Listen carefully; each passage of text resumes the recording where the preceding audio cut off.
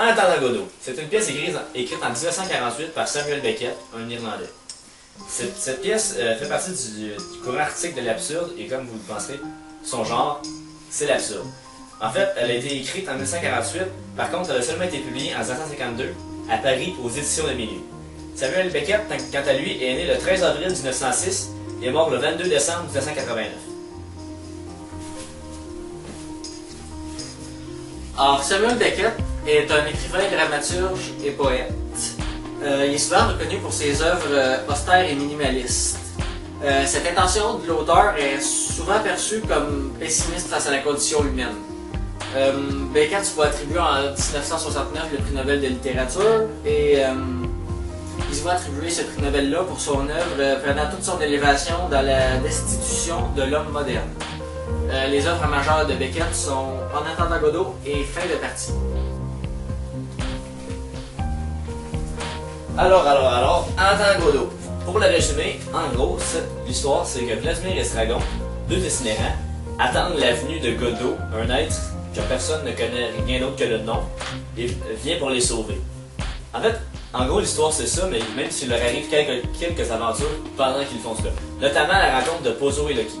Pozo, lui, c'est un esclavagiste qui traite Loki, son esclave, comme de la merde. Tandis que Loki, lui, c'est un esclave qui est vraiment mystérieux.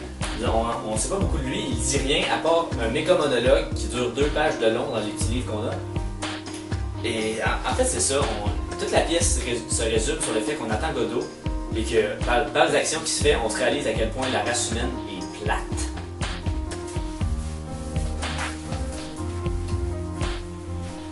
Pour les personnages, Vladimir.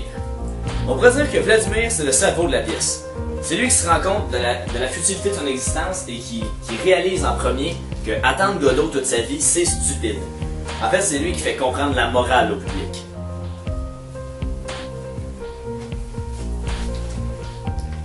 Alors, Estragon, il suit son ami Vladimir dans sa routine. Estragon sait pas vraiment pourquoi il fait cela, mais il n'a jamais vraiment pensé à ça parce que se séparer de son ami de longue date est la dernière chose qu'il ferait. Estragon a un certain retardement mental face à Vladimir. Pour ce qui est de la réplique préférée, elle vient d'Estragon, et la voici. Reconnais! Qu'est-ce qu'il y a à reconnaître? J'ai tiré ma roulure de vie dans les sables. Et tu veux que je vois des nuances? Regarde-moi cette saloperie. J'en ai jamais bougé.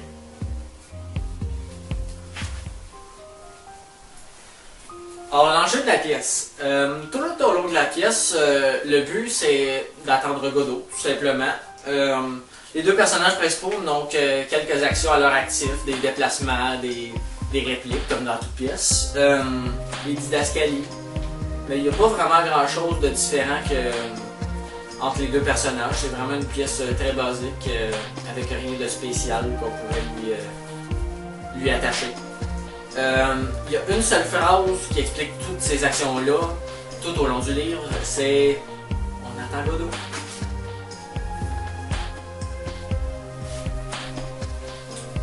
Alors, pour les références, pour nos références culturelles, j'ai trouvé que la pièce En attendant Godot nous faisait presque référence aux 2 livres qu'on a lus l'année passée, soit L'Alchimiste et L'Étranger.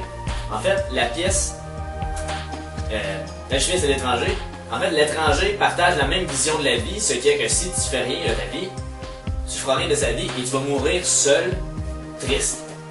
Et l'alchimiste, en fait, c'est totalement le contraire. Ça parle juste de suivre ses rêves et d'écouter les signes et de jamais hésiter à faire ce qu'on a besoin de faire. Alors, pour l'appréciation personnelle, j'ai trouvé la pièce très intéressante parce qu'elle apporte une réflexion sur notre mode de vie et nos habitudes. L'histoire nous démontre très bien qu'il faut profiter de ce qui nous entoure et non de ce qu'on désire et de ce dont on rêve. L'auteur semble avoir parfaitement dépeint son propre mode de vie. En gros, la solitude et la solitude et dans le fond la détresse que Samuel Beckett a expérimenté tout au long de sa vie sont dépeintes dans la pièce.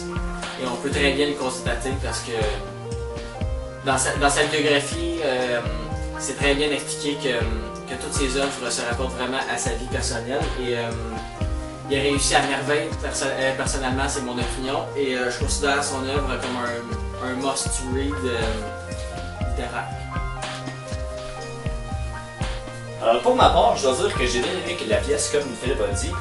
Dans le fond, je trouve qu'elle représente extrêmement bien la vision de vie de Beckett. Et même si j'ai beau être désaccord avec dans le fond, la vision de vie qui est exprimée pendant toute la pièce, je recommande vraiment cette pièce comme un classique. Et si jamais vous avez envie de voir une pièce qui est vraiment psychologique et de vous faire réfléchir, je la recommande vraiment. Pour ce qui est du style de l'auteur, j'ai bien aimé, mais sans plus.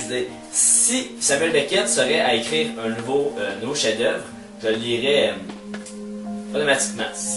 Il n'y a aucun doute là-dessus. Par contre, si ce serait pour d'écrire des histoires fantaisistes ou n'importe quoi qui sort de l'ordinaire et qui ne fait pas réfléchir, je vais passer mon tour. Alors, merci beaucoup de nous avoir écoutés et on espère que vous avez apprécié. À la prochaine!